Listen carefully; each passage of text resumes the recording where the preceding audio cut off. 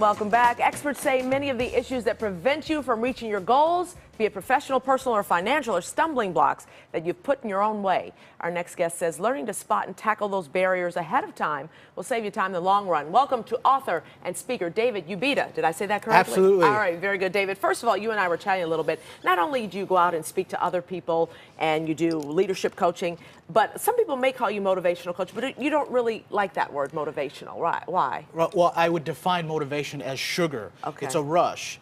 There's a peak and then there's a decline, and no change has really taken place.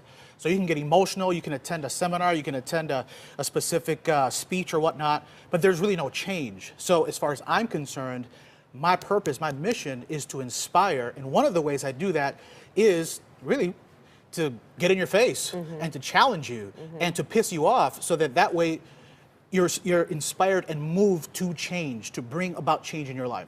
And you say you talk to a lot of CEOs and leaders who've reached their goals, but why do they need your help? They've reached their goal. Micah, that's such a great question. What I've discovered is that most leaders or high performers, elite performers, they get bored. Once let's say they've hit the 100 million mark in a year, well then now what? What do I do? I've already got all the money that I can have. I already got all the toys. What do I do now? And so in many of those cases, they're looking for significance. They're looking for legacy at that point. And you so, cite Donald Trump for that. Donald Trump, that was a great point that you made earlier. Donald Trump has, made billions of dollars, is a world-renowned face, and now he's like, well, what do I do next? Let me go ahead and try to tackle the political arena. I've never done that before. Let me go ahead and try. And as you can see, everything's unfolding before our very eyes. Yeah. Now, you've written a book that talks about 5 ways, really, once you've gotten stuck, how to get out of that stickiness. Let's talk about your first one, your first way to do it. First one is intentional vision. Most people think that vision has to do with what you see. But we have this amazing superpower. When I was a kid, I used to watch the Super Friends on Saturday morning with my bowl of cereal and ready to just chow down. And I was so jealous and envious of them. They all have superpowers. And I realized, wait a minute, I have a superpower, my imagination. And so I can literally, regardless of where I'm at, can take my current position and actually change it the moment I engage my imagination, just like a superpower would do. Superpowers are designed to change situations. Our imagination can do the same thing. Number 2. Intentional faith. I'll never forget when my dad said, man, I didn't know that faith was intentional. Yeah, faith is a skill. It's something you develop. You're not just born with faith. Right. Faith, someone instills that in you. It's instilled in you. You can develop it over time. Trust me, when you're going through an adverse situation, your faith increases. Exactly. Exactly. Number 3. Intentional growth. Whereas most people in society, the average age or the average educational grade in America is about 5th grade. So most of us are just functionally literate, just knowing enough to get by. But intentional growth is a commitment to continually, daily evolve and grow yourself as an individual. Keep reading, keep learning. Keep reading, keep grinding, keep learning. Yeah, don't be stagnant. Don't be stagnant. Okay. Don't be settled with the status quo, which is 5th grade. Yeah. What's the next one? Intentional failure, which is my favorite concept out of all of them. And most people look at me like, what the heck are you talking about, right? Exactly. So the reality is, intentional failure has turned out to be one of my favorite principles in the entire book. In 2014, I actually trained for a bodybuilding contest, a natural bodybuilding contest.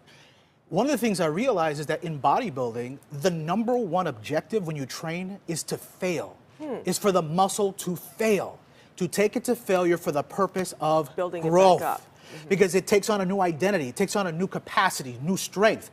So it dawned on me, is that possible psychologically, where we go ahead and continue to put ourselves in positions that take us out of our comfort zones? Could we actually grow and take on a different idea, become a stronger person as a result? The answer is absolutely. Okay, and this is the last one or the 4th? The last one, number 5, yeah, is intentional resilience. The human condition has survived and has been resilient through so many different catastrophic events.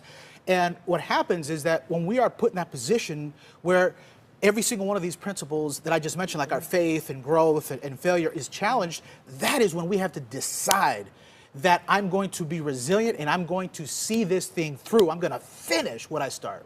And the book obviously will tells you how to do that, right? Absolutely. Yeah. Absolutely. The book is designed. The whole point behind the book, especially when you're in a holding pattern or when you feel stuck, is to help you find clarity.